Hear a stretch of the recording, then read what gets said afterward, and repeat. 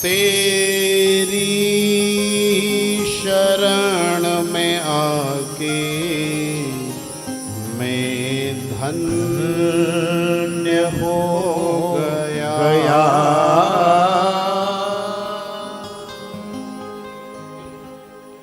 बोली राधा रमण सरकार की जय।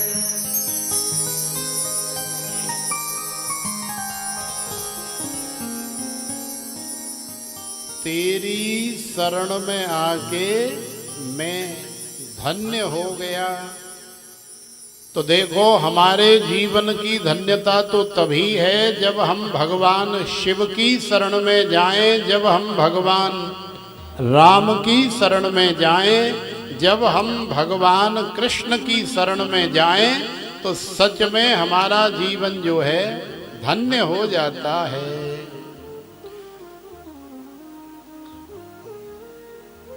अब देखो ना, हमारे धर्म में कितना आनंद है, कितना रस है, कितनी मस्ती है, कितना हर्षोल्लास है, लेकिन फिर भी हम लोग इधर उधर भटकते रहते हैं, न जाने कहाँ कहाँ माथा टेकते रहते हैं। इसमें विधर्मियों की गलती नहीं, इसमें हमारी गलती है, क्योंकि हम लोग इतने ज़्यादा स्वार्थी हो गए हैं कि अपना 2 पैसे का फायदा करने के लिए, चाहे हमें किसी मजार पर माथा टेकना हो तो कोई परेशानी नहीं, चले जाते हैं,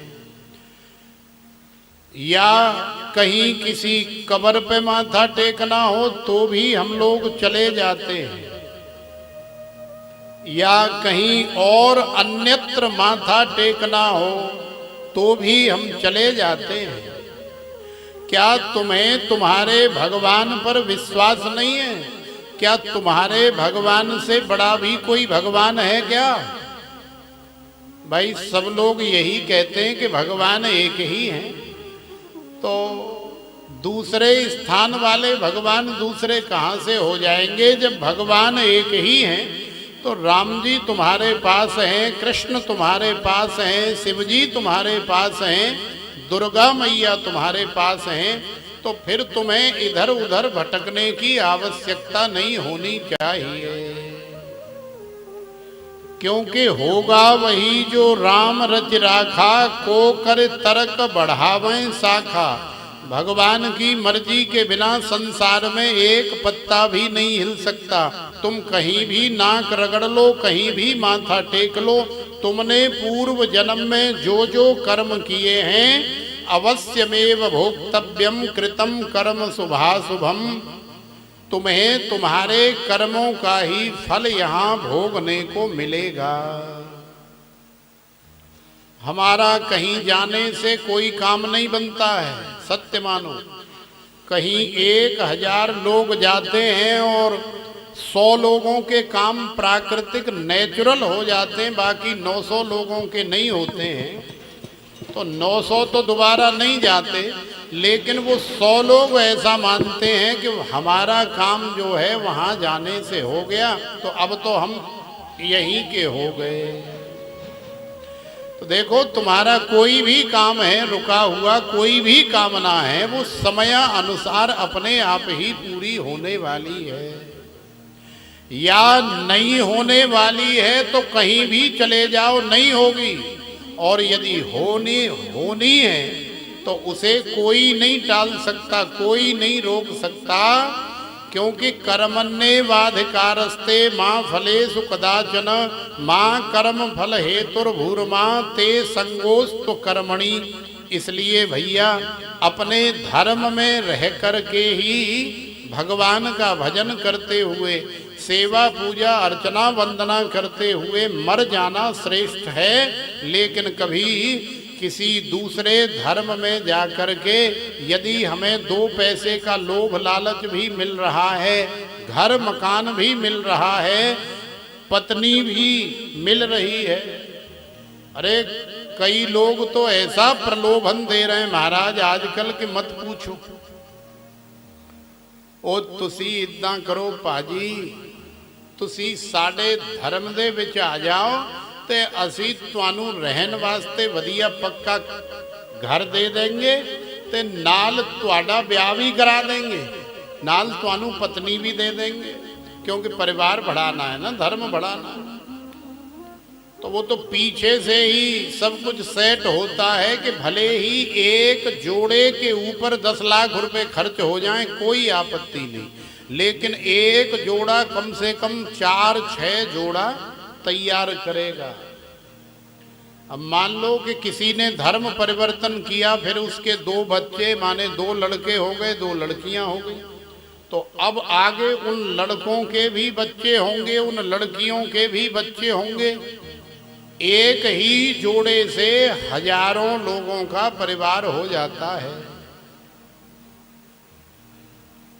तो इन सब चीजों को हमें सोचना चाहिए। 2-2 पैसे के लोभ में हम लोग न जाने क्या क्या करते। घर ले लिया, पत्नी ले ली और धर्म बदल लिया, और फिर बच्चे पैदा कर रहे हैं। अब हम सनातन धर्मी नहीं, अब हम अमुक धर्मी हैं, अब हम अमुक धर्मी हैं। तो अपने धर्म में रहना, अपने धर्म में जीना और अपने धर्म में मरना ही वास्तव में श्रेष्ठ है। इससे बढ़कर के और कोई धर्म नहीं है। तो प्रेम से बोलो राधे राधे।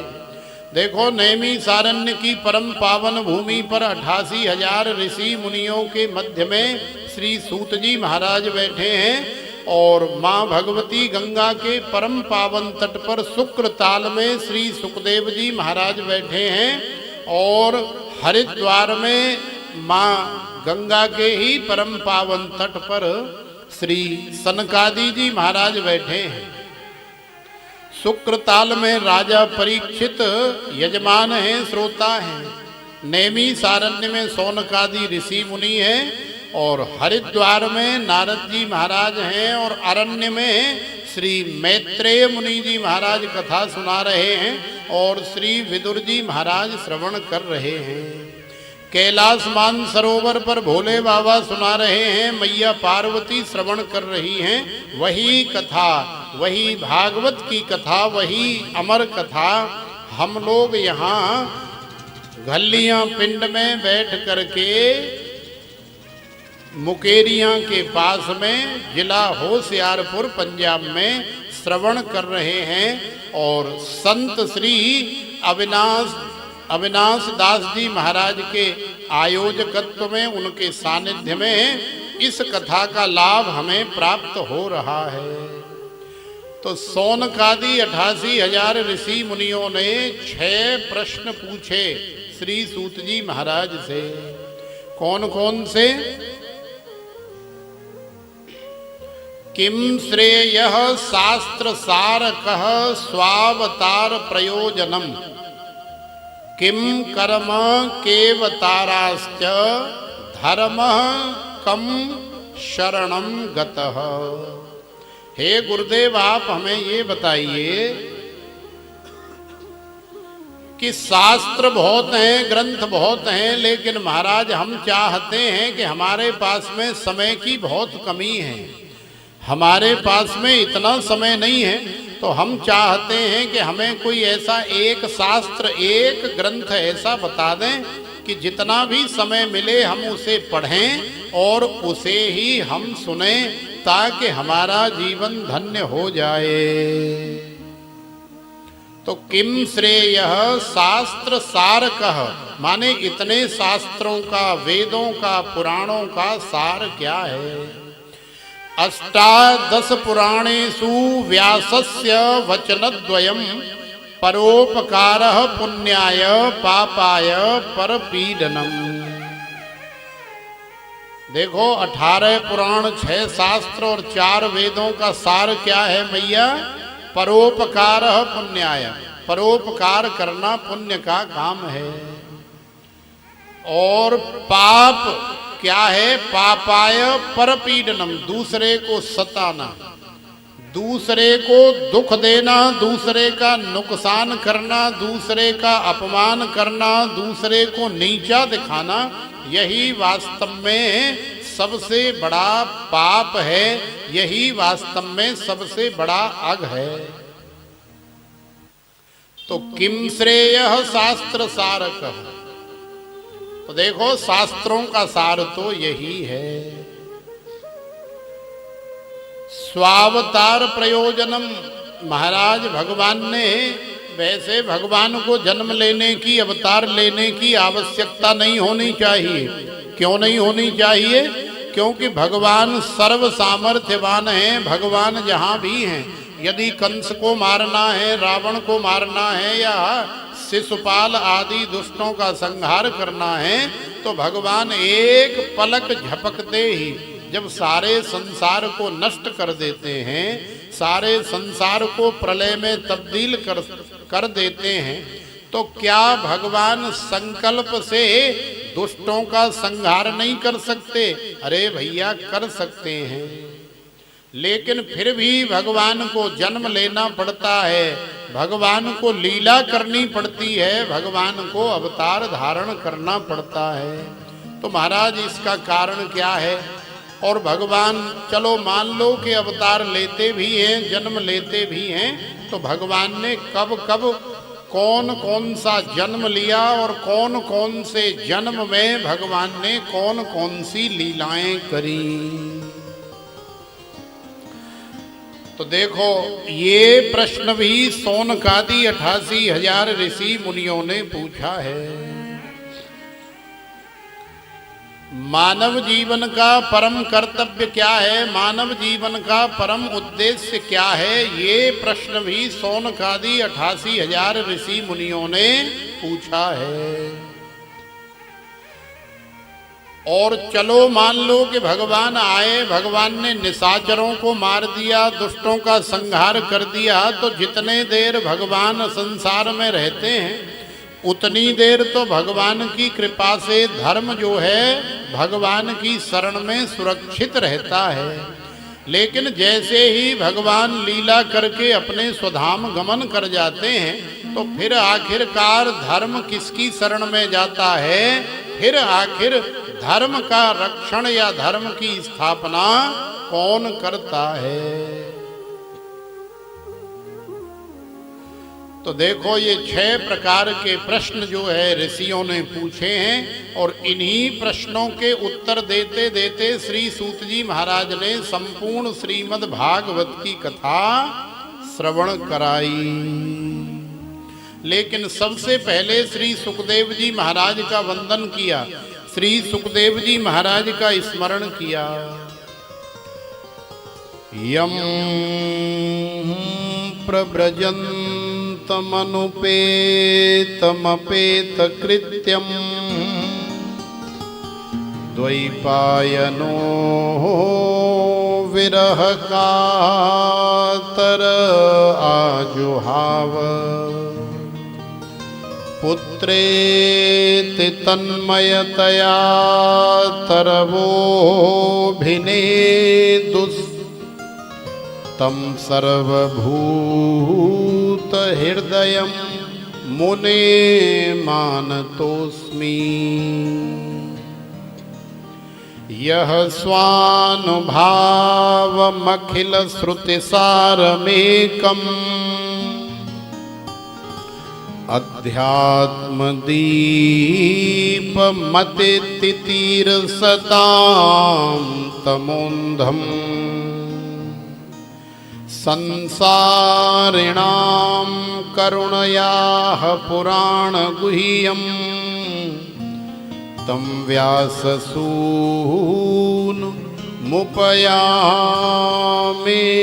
गुरुं मुनीनां। तं व्याससूनुमुपयामि गुरुं मुनीनाम्। यम प्रव्रजन्तमनुपेतमपेत कृत्यम द्वैपायनो विरह कातर आजुहाव पुत्रेति तन्मयतया तरवोभिनेदुस्तम सर्वभूत हृदयं मुनिमानतोस्मि। जो जन्म लेते ही परिव्राजकाचार्य हो गए, जो जन्म लेते ही प्रव्रजंत हो गए, महर्षि वेद व्यास जी महाराज जिनके पीछे पुत्र पुत्र पुत्र पुत्र कह करके दौड़ रहे हैं, अरे बेटा, अरे लाला, अरे छोरा, अरे भैया, अरे रुक तो सही लाला, अरे तू भैया हमें छोड़ करके कहाँ जा रहे हो है। लेकिन महर्षि वेद व्यास जी को कोई जवाब नहीं मिलता है। श्री सुखदेव जी महाराज जन्म लेते ही जंगल में चले गए, परिव्राजकाचार्य हो गए, प्रव्रजंत हो गए। सरोवर में स्नान करने वाली बहनों ने उत्तर दिया, अरे बाबा, तुम्हें इतना भी ज्ञान नहीं है कि ये बालक तुम्हारा साधारण बालक नहीं, ये तो परमहंस है, ये तो प्रव्रजंत है, ये लौट करके आने वाला नहीं है, ये भगवान की माया से परे है। देखो, भगवान की माया सबको अपने अंटा में लपेट करके रखती है। कैसे लपेट करके रखती है कि कबीर माया बेसवा दोनों की एक जात, आवत को आदर करे जातन पूछे बात। जब जीव संसार में आता है तो कबीरदास जी कह रहे हैं कि उसके स्वागत में खूब बढ़िया बढ़िया दावत होती है, बढ़िया बढ़िया खुशियां मनाई जाती हैं, बढ़िया बढ़िया बैंड बाजे बुलाए जाते हैं, खूब न्योछावर उड़ाई जाती है। कब? जब जीव संसार में आता है। क्यों उड़ाई जाती है? क्योंकि भैया ये माया का चक्कर है। तो आवत को आदर करे और जात न पूछे बात। लेकिन जब जीव संसार से जाता है तो उसकी सुनने वाला कोई नहीं होता। माया भी उसका साथ छोड़ देती है। जिस माया के चक्कर में आकर के उस जीव ने संसार में अनेकों प्रकार के निकृष्ट कर्म करके अपने जीवन को दूषित बनाया, गंदा किया, आज वो माया भी उसका साथ नहीं देती, वो भी छोड़ देती है। अरे जा मर, ओ मैं नहीं जानती तेनू, तू कौन है, ओ चल परा, क्यों मेरे मगर पै गया है, साडा खेड़ा हुनते छड़ दे। देखो, हमारे वृंदावन के बांके बिहारी वैसे तो काउए जल्दी पकड़ते नहीं, लेकिन कहदा खेड़ा जे फड़ लें तो फिर छेती जदों तक ओदा कल्याण न हो जाए उदों तक फिर खेड़ा नहीं छड़ दे। तो माया जो है जीव का खेड़ा छड़ देती है और फिर जीव जो है बेचारा नरकगामी हो जाता है। काय के चक्कर में? माया के चक्कर में आकर के। भगवान माया का वर्णन श्रीमद् भगवद गीता में कर रहे हैं कि देवी हेसा गुणमयी मम माया दुरत्तया मामेव ये प्रपद्यन्ते मायाम एताम तरन्ति। कस्तरती मायाम यह संगांस त्यजति यो महानुभावम सेवते निर्ममो भवति। सतरती सलोकांस तारयति। भगवान कह रहे हैं कि निश्चित ही मेरी त्रिगुणमयी माया जो है बड़ी दुस्तर है। बड़े बड़े ऋषि मुनि, बड़े बड़े महर्षि, बड़े बड़े संत महापुरुष, बड़े बड़े ज्ञानी ध्यानी, बड़े बड़े योगियों को भी ऐसे अंटा में लपेट लेती है। कैसे लपेट लेती है? यही बात श्री तुलसीदास जी महाराज ने अपनी भाषा में कही है कि भूमि परत भा डावर पानी जिम जीवहि माया लपटानी। जैसे आकाश से वृष्टि हो रही है, जल बरस रहा है, तो जब तक भूमि का स्पर्श नहीं हो जाता तब तक जल कितना निर्मल है, कितना शुद्ध है, कितना पवित्र है। लेकिन जैसे ही भूमि का स्पर्श होता है तो वही जल फिर नाली में बहने वाला जल बन जाता है। फिर वो न पीने योग्य है, न नहाने योग्य है, न कपड़े धोने योग्य है और ना ही भोजन बनाने योग्य है। लेकिन उसी जल को यदि हम जमीन का स्पर्श होने से पहले किसी पात्र में या अपने हाथ की अंजलि में ले लें तो उस जल से ज्यादा शुद्ध, उस जल से ज्यादा निर्मल, उस जल से ज्यादा पवित्र दुनिया का और कोई जल नहीं होता है।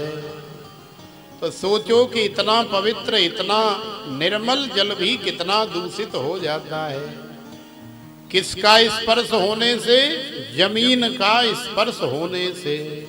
ऐसे ही भगवान की माया है। जीव जितनी देर माता के गर्भ में रहता है वो माया से बचा रहता है। उसे अपने पूर्व जन्मों की स्मृति भी बनी रहती है, लेकिन जैसे ही माता के गर्भ से बाहर आता है तो भगवान की माया उसे लपेट लेती है और ऐसा अंटा डालती है कि जीवन भर उसे नचाती रहती है। और फिर तो भैया माया माया सब कहे, माधव कहे न कोय। एक बार माधव कहे तो माया चेरी होए। सतरती सतरती सलोकांस तारयती।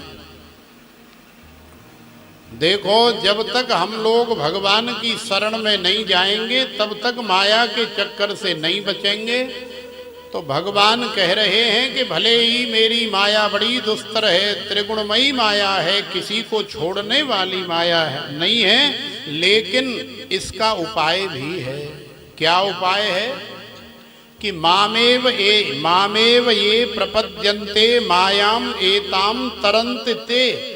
जो मेरी शरण में आ जाता है। जैसे मान लो कि अब कलयुग चल रहा है, लेकिन हम लोग दिन रात भजन बंदगी करने में लगे हुए हैं, तो समझ लो कि हमारे ऊपर कलयुग का कोई प्रभाव नहीं होगा। यहाँ कथा चल रही है, इस कथा पांडाल में कहीं भी कलयुग का प्रवेश नहीं होगा।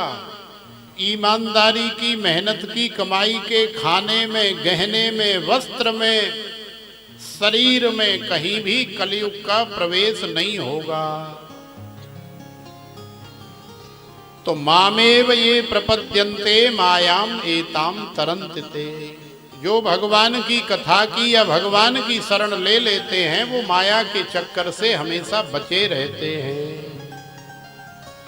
यो महानुभावम सेवते निर्ममो भवति। जो महापुरुषों का संग करते हैं, जो गुरुजनों का, संतों का संग करते हैं, वो भी भगवान की कृपा से, महापुरुषों की कृपा से माया से बच जाते हैं। बोलिए श्रीमन्नारायण भगवान की जय जय श्री राधे। तो आइए भगवान की शरण ग्रहण करें। बरसाने वाली किशोरी श्री राधिका रानी का बड़ा सुंदर भाव है। बजाओ राधा नाम की ताली। तो जब हम राधा जी का स्मरण करके राधे नाम की ताली बजाएंगे और गाएंगे तो निश्चित ही हमारे जीवन में, हमारे ऊपर भगवान की माया का असर नहीं होगा।